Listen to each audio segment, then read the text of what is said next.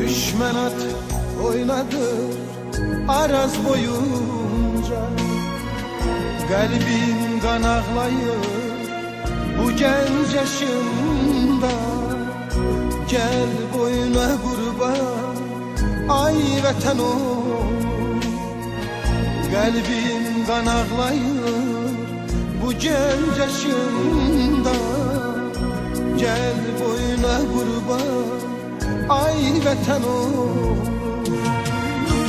Şuşa yaylağını siz duman aldı. Kar bülbülünün gözleri doldu. Topkana meşesi saçını yordu.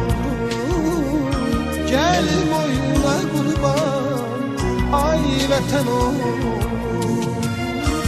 Şuşa yaylağını siz duman aldı. Kar bülbülünün gözleri doldu. Topkana neşesi saçını yordu. Gel boyuna kurban ay vatan oğlum. Gel boyuna kurban ay vatan oğlum.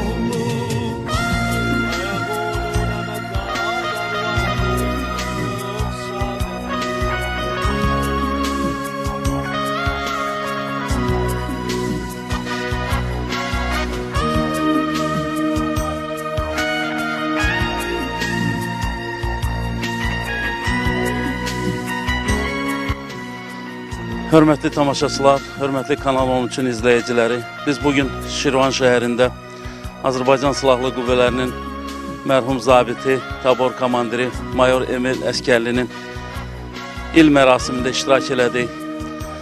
Biz Allah Teala'dan bütün şəhidlərimizə rəhmət diləyirik.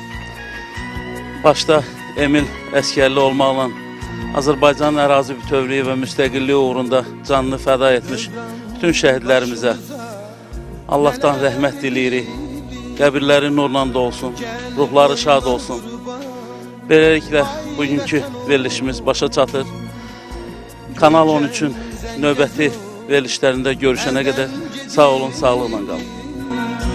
Gel boyuna kurban ay vatan oğlum. Göycem zencezur